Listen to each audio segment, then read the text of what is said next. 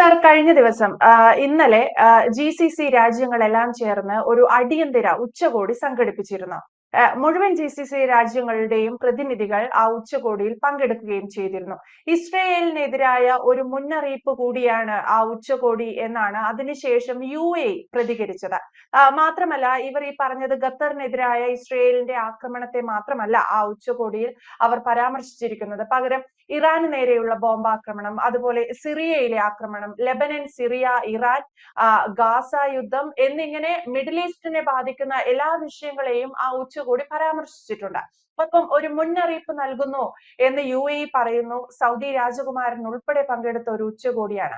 ഇസ്രയേലിനെതിരെ വലിയ പടയൊരുക്കം തങ്ങൾ നടത്തും എന്ന സൂചന കൂടി GCC രാജ്യങ്ങൾ ഒറ്റക്കെട്ടായി നൽകുന്നു. എല്ലാവരും ഖത്തറിന് ഐക്യദാർഢ്യം പ്രഖ്യാപിച്ചിരിക്കുന്നു. എന്റെ ചോദ്യം എന്ന് പറയുന്നത്, GCC രാജ്യങ്ങൾ ഒറ്റക്കെട്ടായി നിൽക്കുമ്പോൾ നെതന്യാഹുവിന് എന്തെങ്കിലും സംഭവിക്കുമോ? അങ്ങനെ വിചാരിച്ചാൽ ആ രാജ്യം ഉണ്ടാകത്തില്ല. നമ്മൾ വിചാരിക്കുന്ന ഇപ്പൊ ഒരു ഉച്ചകോടി, ഇന്നത്തെ ഒരു വാർത്ത എന്ന് പറയുമ്പോൾ ഇത് തന്നെയാണ് 48 തൊട്ട് ഈ പറയുന്ന ഇസ്രായേൽ എന്ന് പറയുന്ന രാജ്യം അനുഭവിച്ചുകൊണ്ടിരിക്കുന്നത്. ഇതൊന്നും കേട്ട് വരണ്ടാൽ നാളെ കാലത്തെ ഉണ്ടാവുന്ന ഒരു രാജ്യമോ ഉണ്ടാവുന്ന ഒരു വർഗവും അല്ല ജൂതൻ. കാരണം ഈ പറയുന്ന ഇവരെല്ലാം ഈ ഇസ്രായേൽ എന്ന് പറയുന്ന രാജ്യം ഉണ്ടാക്കാതിരിക്കുന്നതിന് വേണ്ടി ശ്രമിച്ചത്, ഉണ്ടായ കാലം തൊട്ട് ഉപദ്രവിച്ചതുമാണ്. അന്നും ഇന്നും അവർ ഫൈറ്റ് ചെയ്താണ് നിൽക്കുന്നത്. അപ്പം ഇപ്പൊ അവരുടെ ജീവൻ മരണ പോരാട്ടമായിട്ട് വരുന്നിടത്ത് നാം പലവട്ടം നമ്മൾ ചർച്ചയ്ക്കകത്ത് പറഞ്ഞിട്ടുണ്ടല്ലോ, ഈ പറയുന്ന ഇസ്രായേലിനെ അനുകൂലിക്കുന്ന മാനസികാവസ്ഥ ഉള്ള രാജ്യങ്ങളല്ല അവർക്കെതിരെ ഇപ്പം മിണ്ടാതെ നിൽക്കുന്നത്. അത് ഭയന്ന് നിൽക്കുകയാണ്. അമേരിക്കയുടെ സൈനിക ബേസും അല്ലെങ്കിൽ അമേരിക്കയുടെ കാൽച്ചുവട്ടിലും കിടക്കുന്നത് കൊണ്ടാണ് അത്തരത്തിൽ അഭിപ്രായം പറയാൻ പറ്റാത്തത്.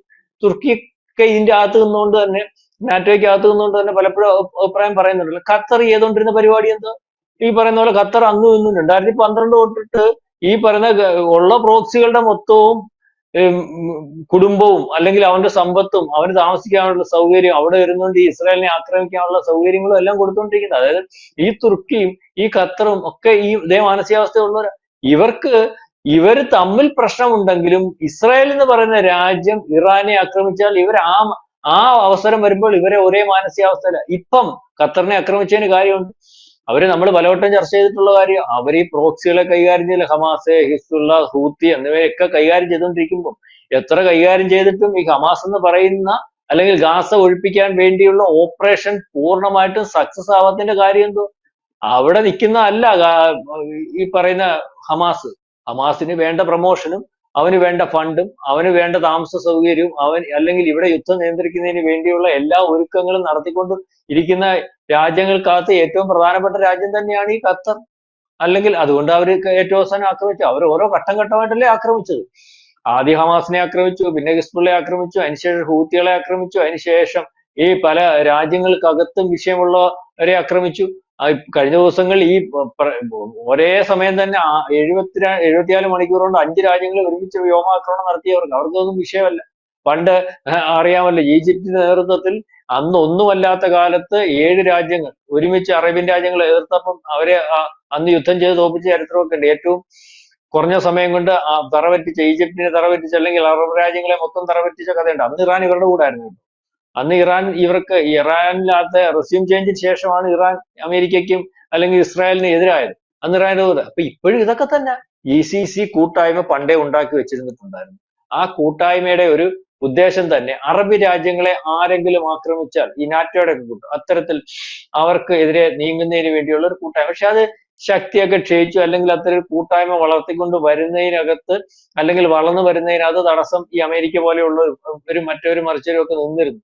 ഇപ്പൊ വീണ്ടും ഖത്തറിന് കിട്ടിയ അടി, അതായത് നാളെ കാലത്തെ വീണ്ടും കിട്ടാൻ സാധ്യതയുണ്ട്. അതിനുശേഷം ഈ എർദോഗൻ തുർക്കിയെ അടിക്കാൻ സാധ്യതയുണ്ട്, പാകിസ്ഥാനെ അടിക്കുമെന്ന് പറഞ്ഞിട്ടുണ്ട്.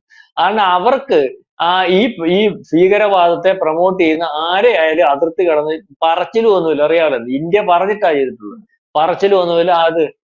ഇവരെ ഇപ്പൊ തുർക്കി ഇന്നലെ ഇതിനകത്ത് അല്ലെങ്കിൽ ഈ ഉച്ചകോടിക്കകത്തും അതിനുശേഷം സാമ്പത്തിക ഉപരോധം ഏർപ്പെടുത്തണമെന്നൊക്കെ പറഞ്ഞിട്ടുണ്ടല്ലോ.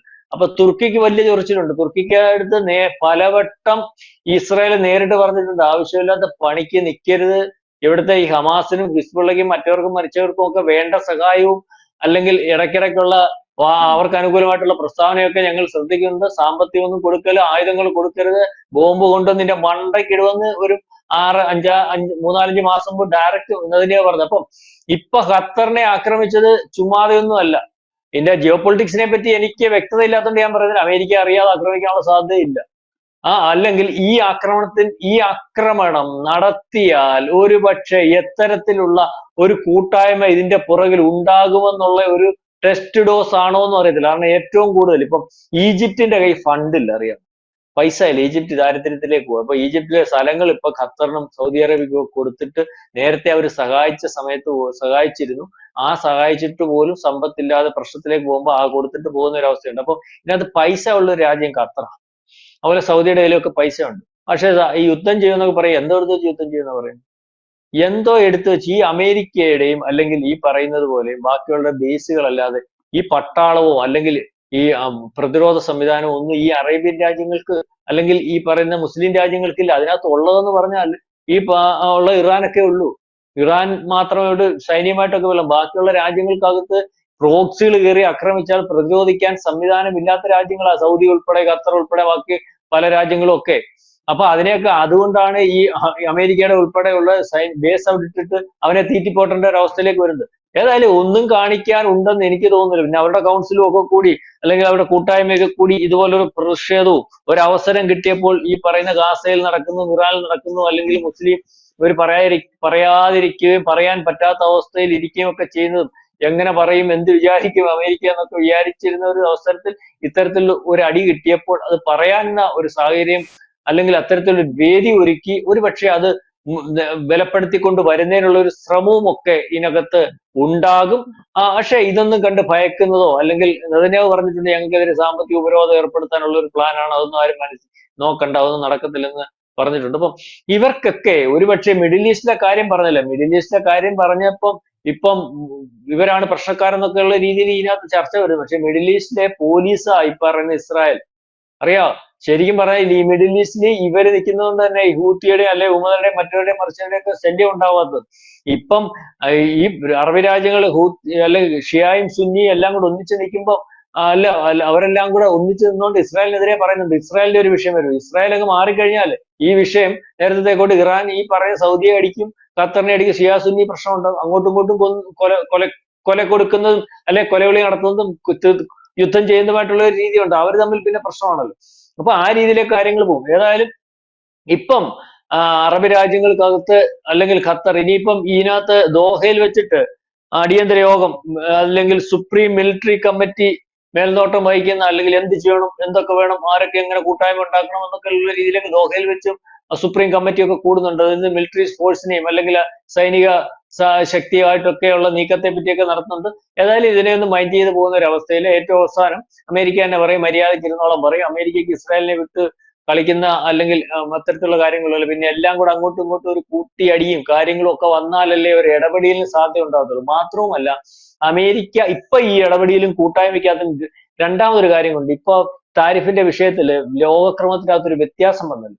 അമേരിക്കയ്ക്ക് അപ്പുറം ഒരു ലോകക്രമം ഈ പറഞ്ഞതുപോലെ അമേരിക്കനെ ഉണ്ടാക്കിയത് ബ്രിക്സിന്റെ രൂപത്തിലും ഈ പറയുന്ന RICയുടെ രൂപത്തിലും ഒക്കെ വന്നിട്ടുണ്ട്. അമേരിക്കയ്ക്ക് ഇപ്പുറം നിൽക്കുന്ന 3 പ്രബലമായ രാജ്യമുണ്ട്.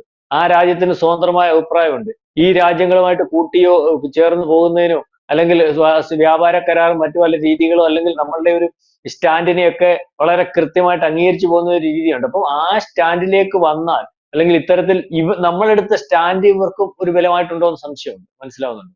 അല്ലെങ്കിൽ ഇത്തരത്തിലൊരു കൂട്ടായ്മയുടെ കുഴപ്പം കൊണ്ടാണ്, നമ്മളുടെ കൂട്ടുചേരൽ ഇല്ലാത്തത് കൊണ്ടാണ് ഇത്തരത്തിൽ രാജ്യങ്ങളെ ആക്രമിക്കാൻ തുടങ്ങുന്നത്. ഈ പറയുന്നത് പോലെ ഇന്ന് ഖത്തറിനെ ആക്രമിച്ചെങ്കിൽ നാളെ പല രാജ്യങ്ങളെ ആക്രമിക്കാൻ സാധ്യതയുണ്ട്. അപ്പൊ നമ്മൾക്ക് ഒന്നിച്ച് നിൽക്കണം. അത്തരത്തിൽ ഒന്നിച്ച് നിൽക്കുന്ന കണ്ടോ, ഇന്ത്യ വിചാരിച്ചപ്പം അവരെല്ലാം കൂടെ ഒന്നിച്ച് നിൽക്കുന്ന കണ്ടോ എന്നുള്ള രീതിയിലേക്കുള്ള, അപ്പം അതെല്ലാം ജിയോ പൊളിറ്റിക്സിനകത്ത് ഇന്ത്യ വിചാരിച്ചപ്പോൾ ഉള്ള ഒരു വ്യത്യാസം ഒരുപക്ഷെ ഈ പറയുന്ന കൂട്ടായ്മയുടെ അഭിപ്രായം അല്ലെങ്കിൽ തീരുമാനത്തിനകത്ത് ഇന്ത്യയുടെയൊക്കെ ഒരു അഭിപ്രായം ചോദിക്കാൻ സാധ്യതയുണ്ട്. ഏതായാലും ഇന്ത്യക്ക് ഈ പറയുന്നത് പോലെ അറിയാലോ നയതന്ത്രം, ഇന്ത്യയുടെ നയതന്ത്രം എന്ന് പറഞ്ഞാൽ നമുക്ക് ശത്രുവും മിത്രവും ഒന്നുമില്ല, നമുക്ക് താൽക്കാലികമായിട്ടുള്ള ശത്രുവും താൽക്കാലികമായിട്ടുള്ള മിത്രമേ ഉള്ളൂ. നമുക്ക് ഗുണം ചെയ്യുന്ന രീതിയിൽ നമ്മൾ ജിയോ പൊളിറ്റിക്സിനകത്ത് വ്യത്യാസം വരുത്താറുണ്ട്. എന്നാൽ ദൃഢമായിട്ടുള്ള അല്ലെങ്കിൽ ദീർഘമായിട്ടുള്ള എന്ത് കാര്യം വന്നാലും നിൽക്കുന്ന രണ്ട് ബന്ധം എന്ന് പറഞ്ഞാൽ ഒന്ന് ഇസ്രായേലുമായിട്ടുള്ള ബന്ധവും ഒന്ന് ഒരുപക്ഷെ ഈ പറയുന്ന റഷ്യയുമായിട്ടുള്ള ബന്ധമുണ്ട്, അത് വെച്ച് കഴിഞ്ഞാൽ ഇറാനുമായിട്ട് നമുക്ക് ബന്ധമുണ്ട്, അറിയാം. അപ്പൊ അത്തരത്തിലേക്ക് പോകും. ഏതായാലും GCC രാജ്യങ്ങൾ ഒരു ചുക്കും ഇന്നത്തെ ഈ സമയത്തിൽ ഈ പറയുന്ന ഇസ്രായേലിനെ ഒന്നും ചെയ്യാനില്ല. കാരണം ഇസ്രായേലിന്റെ അങ്ങനെ ചെയ്യുമെന്ന് ഭയന്ന് ഇസ്രായേലിന് പുറംതിരിഞ്ഞ് പോകാൻ പറ്റുന്ന ഒരവസ്ഥയിൽ, അങ്ങനെ പുറംതിരിയുന്ന സമയത്ത് ഇസ്രായേൽ എന്ന് പറയുന്ന രാജ്യവും ജൂതന്റെ വംശവും ഇല്ലാതാകുന്ന ഒരു അവസ്ഥയിലേക്ക് പോകും. അതുകൊണ്ട് അവരിത് ഇങ്ങനെയൊക്കെ ഉണ്ടാകുമെന്ന് കണ്ടു തന്നെയാണ് അവരുടെ, അല്ലെങ്കിൽ ഈ പറയുന്ന രഹസ്യാന്വേഷണ സംവിധാനവും മറ്റു കാര്യങ്ങളും ഒക്കെ ഉണ്ടല്ലോ, എന്ത് അടിച്ചാൽ എന്തുണ്ടാവും അല്ലെങ്കിൽ എന്ത് ചെയ്യണം എന്നുള്ള രീതിയിലേക്ക് കാര്യങ്ങൾ, അവരുദ്ദേശിക്കുന്ന കാര്യങ്ങൾ വളരെ ദീർഘമായിട്ട് മുന്നേ കൂട്ടി ആലോചിച്ച് ചെയ്യുന്ന രീതിയുണ്ട്. അത്തരത്തിലേക്കുള്ള കാര്യങ്ങളുണ്ട്. അത്തരത്തിലുള്ള രാജ്യമാണ്. ഇവരെ വിരട്ടിയാലൊന്നും വിരളുന്ന ഒരവസ്ഥയൊന്നും ഇസ്രായേലിനില്ല. ഇസ്രായേലിനെ അങ്ങനെ വിരട്ടിയാലും അല്ലെങ്കിൽ ഇവരുദ്ദേശിച്ചിടത്ത് തീർക്കാനും പറ്റുന്ന ബന്ധവും കാര്യങ്ങളും ഒന്നുമല്ല. ഇവര് കാണുമ്പോൾ ഒരു ചെറിയ ജൂതരാജ്യവും അല്ലെങ്കിൽ ഒരു 10-65 ലക്ഷം ജൂതന്മാരും ഒക്കെ ഉള്ളൂ. പക്ഷെ ലോകത്തെ നിയന്ത്രിക്കുന്ന ശക്തികൾ ജൂതന്മാരാണ്. അത് എല്ലാ രാജ്യത്തും അവരുടെ നിയന്ത്രണത്തിലും അവരുടെ സാമ്പത്തിക സംവിധാനത്തിലും പ്രതിരോധത്തിലും അവരുടെ ടെക്നോളജിയിൽ തന്നെയൊക്കെയാണ് ഇവർ ഉദ്ദേശിക്കാത്ത പല രാജ്യങ്ങളും മുന്നോട്ട് പോയിക്കൊണ്ടിരിക്കുന്നത്. അത് GCC രാജ്യങ്ങളിൽ പോലും പരിശോധിച്ചാൽ നമുക്ക് മനസ്സിലാവും. GCC രാജ്യങ്ങളിൽ നടത്തിയ ഉച്ചകോടി ഇസ്രയേലിനെ ഏത് രീതിയിൽ ബാധിക്കും എന്നത് കണ്ടറിയേണ്ടതാണ്. ശക്തമായ ഒരു മുന്നറിയിപ്പ് GCC രാജ്യങ്ങൾ നൽകുന്നുണ്ട്. പക്ഷേ സാമ്പത്തിക ഉപരോധം ഉൾപ്പെടെ ഇസ്രയേലിന് മേൽ ചുമത്താം എന്ന് ലോകത്ത് ഏതെങ്കിലും രാജ്യം കരുതുന്നുണ്ടെങ്കിൽ അത് വെറും ദിവാസ്വപ്നമാണെന്ന് പ്രധാനമന്ത്രി ബെഞ്ചമിൻ നെതന്യാഹു തുറന്നു പറഞ്ഞിട്ടുണ്ട്. ആ രീതിയിൽ ഇസ്രയേലിനെ തകർക്കാൻ സാധിക്കില്ല. പക്ഷേ സൗദി അറേബ്യ ഉൾപ്പെടെ UAE ഉൾപ്പെടെയുള്ള രാജ്യങ്ങൾ ഖത്തറിന് പ്രകടിപ്പിക്കുന്ന ഐക്യദാർഢ്യം ഏതൊക്കെ രീതിയിൽ ഇസ്രയേലിന് നൽകുന്ന ഒരു മുന്നറിയിപ്പാണ് എന്നതുകൂടി ചർച്ച ചെയ്യപ്പെടുന്നുണ്ട്. വ്യക്തമാണ്. Thank you Prashant sir.